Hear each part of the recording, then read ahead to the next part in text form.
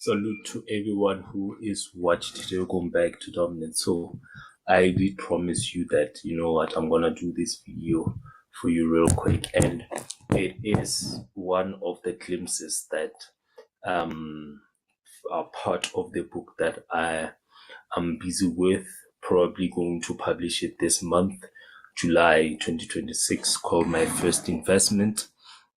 And then it's going to take a very big mind shift for you to believe the contents that we will speak about in this video.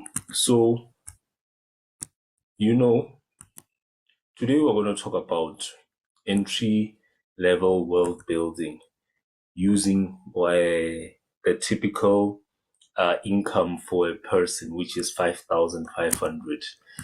So this is wealth building because I think it's very much imperative for us to not only think that you can build wealth when let me just make sure of this. Okay. It is imperative for you to make sure that you can actually build wealth when you have a minimum amount of money. Even though it's going to take more time for you to actually build that wealth, but it is possible. And before I actually start, it is very much imperative to know that you have to adopt certain habits. It's not only about the amount of money you receive, but it's about habits. It's about a system that will help you. And this is some things that I address, part of the things that I'm going to address in this video and this series for you too. And by the way, I'm not a financial advisor. I'm just using principles of the Bible because I think I have used those principles myself, and I can see that they are working for me. And I will tell you about the principles because the principles are not the same as advice from me. It is the principles, and principles never change. So I want to look at some of the objectives. Firstly, we're going to look at spending habits and past experiences. We're going to look at habits that you need to adopt if you want to get where you want to be. We're going to look at spending habits with the amounts needed. And then we're going to look at a template of how to save and invest. And lastly, we're going to start with your what to start your investment with. So the beginning of your investment. So those are the objectives that we're going to look at in this video. So yeah. So look at the first line. We're going to look at the spending habits and past experiences. My slides today decided to make animations that look different. So most people live paycheck by paycheck. And this is called the second category of people in the level of wealth building, because the first level is those who are to the point that they don't have a household. They live in the streets where they don't even know if they will get an income. That is the first level wealth building. The second level is those people who live paycheck by paycheck.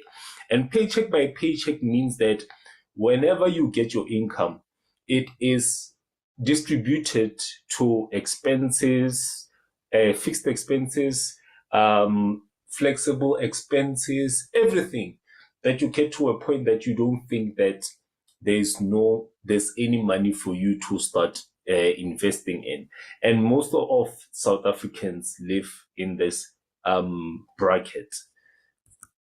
So secondly is that people cannot spend money on their own things because of debt. And people don't even know that how to actually get debt, the management of debt. And it's very much imperative to know that there's a way for you to manage debt. There's a certain way. I actually addressed it in one of my private rooms when I was speaking to the gentleman that how do you know that this is good debt? How do you know that this is bad debt? It's not only about good debt, a bad debt because it's a mortgage or it's a convenient debt.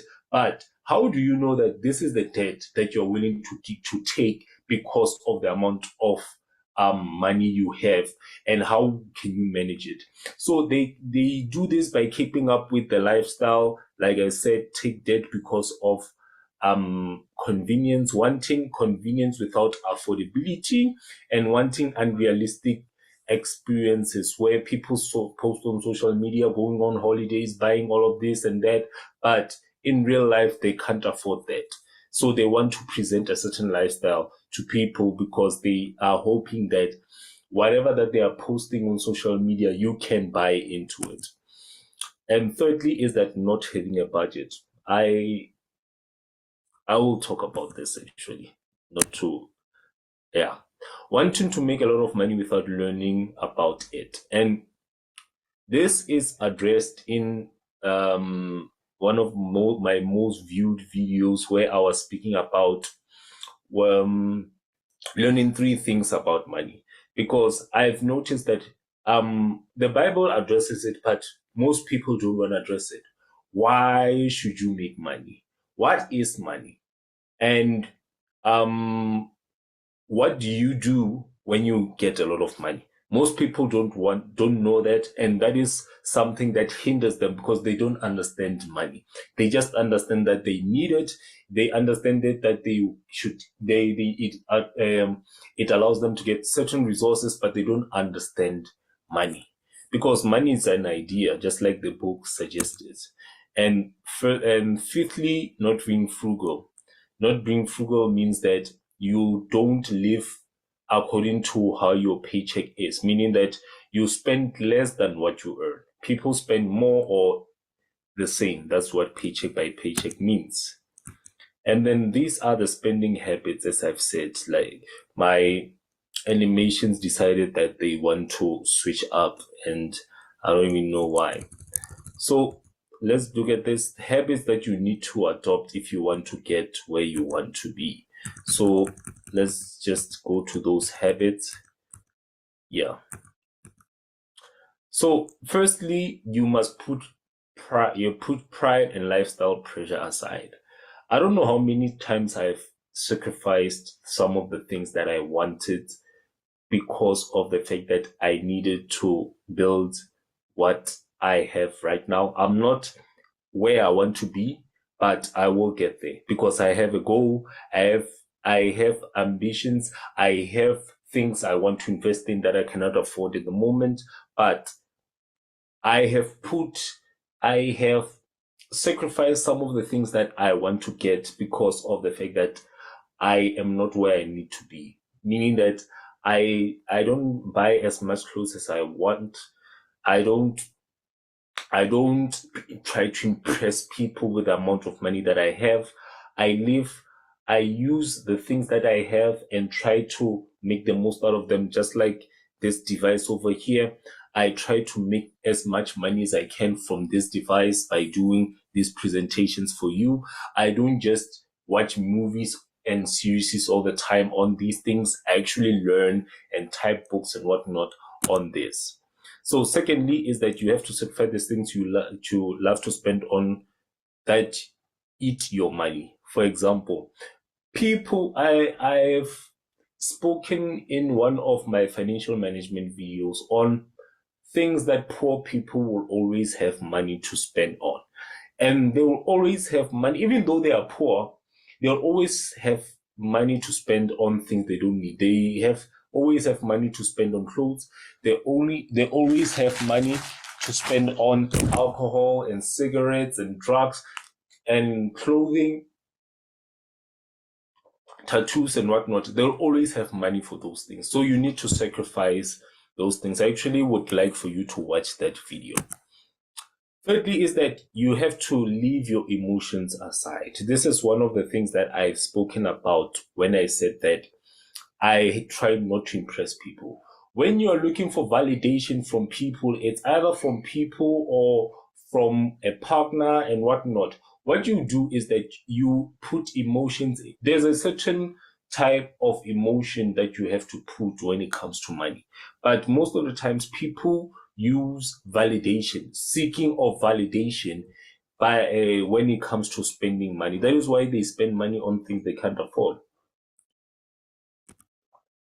Fourthly, you must not chase money. No shortcuts to money. Gambling. You cannot get if you get a large amount of money at the same time, you'll always you'll always not manage it. If suddenly you are gambling and you make a lot of money, most of the times, 2 times out of 10 you'll manage it. Most people won't manage it because they have not learned about money. What they did is that they have accumulated a lot of money, but they don't know what to do with it. So what they do is that they compensate on the lack that they had. That's why they would buy a lot of cars. They would hang around with a lot of women.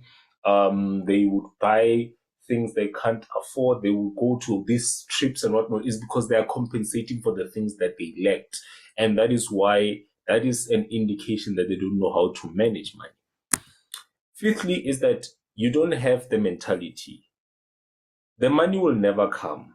I have too many expenses already. And this is the video inspiration because I did a video on TikTok about investing whilst you have little money. And I got lashed by a lot of people talking about all sorts of experiences. And they are valid experiences where they talk about the fuel prices, the economy going out of control and whatnot, and having too many expenses. You see, when it comes to, I actually would like to do a financial management video on just talking about expenses, because I have seen that expenses dominate us to the point that if someone does not know how to manage their expenses, what they end up doing is that they make their expenses the dominant factor in their income. And then sixthly is that you must adopt the power of discipline and management. So here, these are the habits that you're going to need. So now, let's talk about a budgeting strategy you can use. Most common is the 50-30-20 method, which is very effective for beginners. But it's useless for me to tell you these methods if your mindset is so fixated on the expenses that you have, just like I said. So 50% is spending on necessity spending. So 50% is absolutely what you need to spend on. Things like rent, things like groceries, rent, bills. These are things that you really cannot think. These are things that you cannot. This thing is disturbing me, but I'll try to be as loud as I can. So, 50% is unnecessary and necessary spending. It's absolutely things that you're supposed to spend on. And I'm not talking about gambling. No, I'm talking about putting your income on those things. They are basic needs. 30% of flexible spending. And sometimes the 30% is the one that helps the 50%. Because people think that this is like a fixed formula. But it can help you if you know how to apply it discipline-wise. So 30% is flexible spending, which is flexible spending is things that will compensate the 50% also. But at the same time, those are more convenient spending things like going out, buying airtime, your Wi-Fi. You see, those things that are needed in the house. So 20% on saving and investments. And we're going to go into detail on how these things work. So because our budget is 5,500, the 50% is 2,750. And then The 30% is 1,650 and 20% is 1,100. So I know what you are thinking right now. You are going to say that that is impossible because of the amount of expenses that you have. This is where expenses management comes in. Expenses management and debt management. That is where they start to come in. That is where they start forcing you to know how to manage. That is where certain things you need to sacrifice, in as much as you don't like to hear the word. So let's go. So this is a template of how to save and invest. And then so when it comes to investing, is that this is a template of how to save and invest. So 20% for savings and investment, which is 1,100. And this is a most important bucket. And the reason why I say it's most important and why I advise you to be to invest in it is that this financial management series, this is probably the first thing I always play. Investment emergency account. You see, the problem is that the cycle that you go through, you'll always go through it if you don't try. And just like I said, when you always look for ways to make excuses that your expenses are very dominating your finances, every month is going to be the same cycle. So you must force yourself to invest in your savings and investments. And this money should go towards paying off high interest debt, then build an emergency account. I actually would switch them. And say that the allocation of this money should be 50-50 between emergency account and high interest debt. Don't pay interest before an emergency account. And the reason why I always say that, it is because when you are busy in paying off debt, you don't know when the next emergency will come.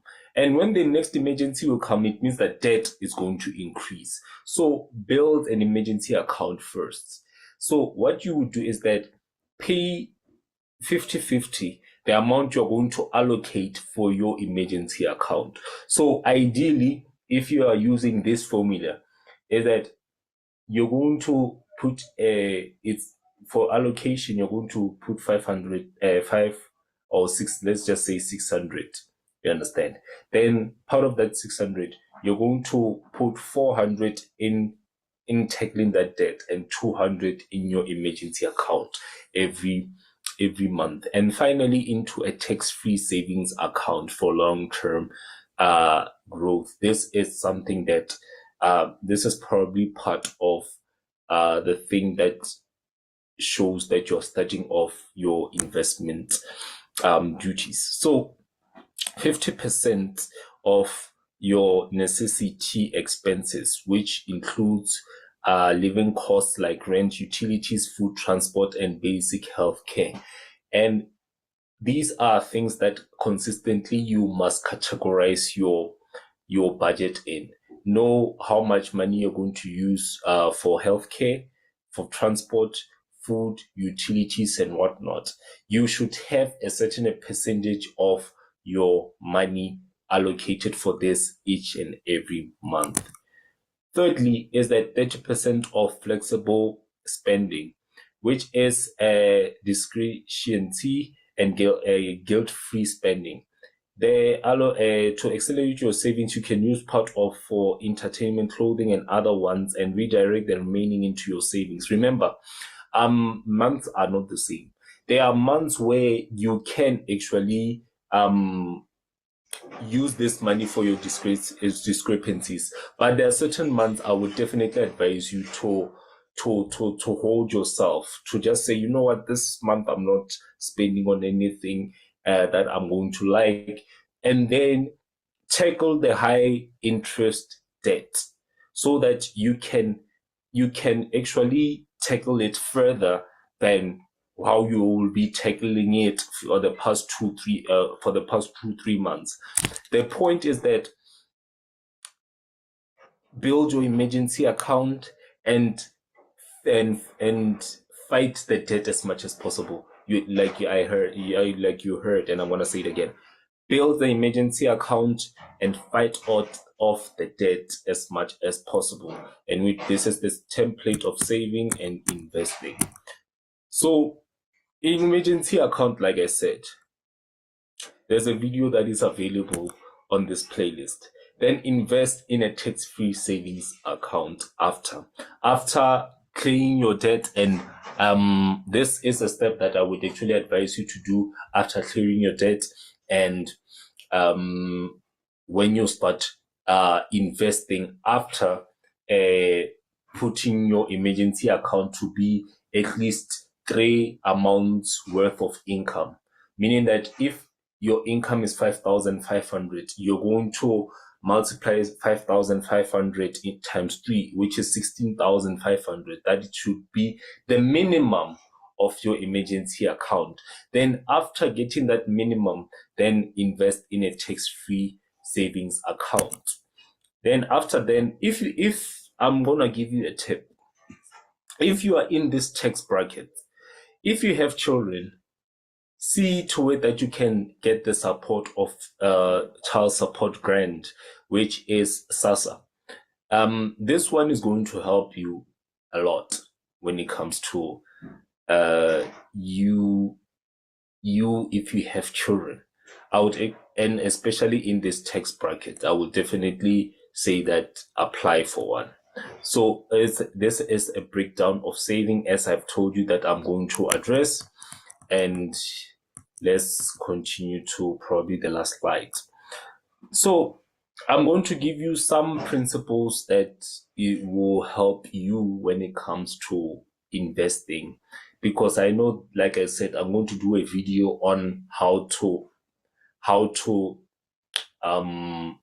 look at expenses and debt, because I know that some of you are watching this video and telling me that I'm taking nonsense, or I don't know how you are in your shoes because I'm not there. I'm telling you, I don't have to be there to know that this is possible, because I'm preparing you for the future, just in case things don't go the way that you want. It is not a guarantee that you're going to have a job until in this economy. So invest in yourself first, because it's not only about the money you get, it's about the mentality that you have. And I would advise you to buy books. If you don't have money to buy books at that moment, I would actually advise you to watch YouTube videos, not TikTok videos, YouTube videos of the books that talk about self-control and money and tackling expenses. The second thing is that break down the 1,100 into savings and investment. Saving 700 into savings and 400. For the first 6 months, do so, then you can change. It's all about flexibility. Like I said, if you are able to save this 1,100, I'm telling you, you will start your financial journey. I know things happen. I know I can say that this is the best case scenario, but you are preparing yourself also by doing these things, just in case, because months are not the same. Sometimes you won't be able to save 1,100. Sometimes you might not save at all, but you need to start saving. That is the whole point of this video. I know some months you are going to have the excuse where you're going to say that I need to take money from my investment account and invest in an indexed fund. Do research on that. And if you don't know what to do, I'm probably gonna finish my first investment account, and I'm going my first investment book, and I'm gonna do a breakdown of what you can expect from that book so that you can buy it. So let's go to the last slide. So for the first 3 months, buy food in bulk, especially the essential ones that do not expire. So when it comes to spending, if you want to actually start using this template that I gave to you, for the first 3 months, buy foods in bulk. Canned foods, meal in bulk, meats, buy them in bulk. The ones that meat, I would advise you to buy in bulk if you have a freezer. Don't buy in bulk if you don't have a freezer when it comes to for the first 3 months. Because the reason why bulk helps, and bulk, when I say buy in bulk, and you have a lot of people who think that because you have a lot of food for that month, it means that they can consume it. Separate the food. Put some food in the kitchen and some food somewhere. Where if the food is finished in the kitchen, and tell them, give them an impression that that is all the food that they have for that week. Then you can allocate food yourself, because it means that you must take the food yourself.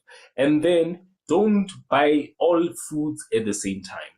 There are certain days. This is something that I'm definitely gonna advise you on.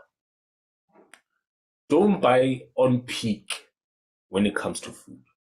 Meaning that don't buy on the 1st or the end of the month or the 25th or the 22nd. Don't buy on those days. Buy on like a random off-peak day, like on the 5th.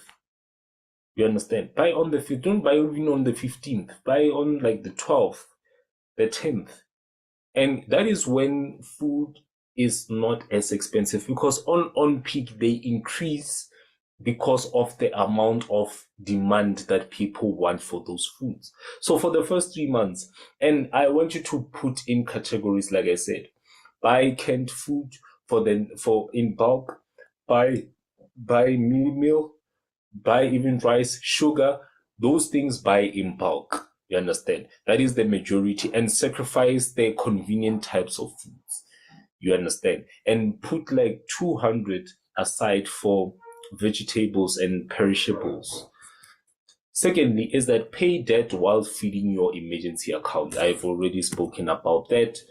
Do not take up any new loans. So when you are starting here, you shouldn't take up any loans, especially if you had debt. And this is a topic that I actually think that I must talk about in the debt and expenses management, because I think that people don't realize why there's such a thing as good debt and bad debt. But most people don't know the fundamentals of when to get new debt. So I would definitely advise you to not get any new loans. And the reason why I say that, and wherever you are, you might say that, oh, I don't have money and I have to feed my children, I have to get a new loan. You're going to get a new loan, okay, it's fine, like I said, but you're going to have to find a system to pay it back without affecting without making your journey a paycheck to paycheck.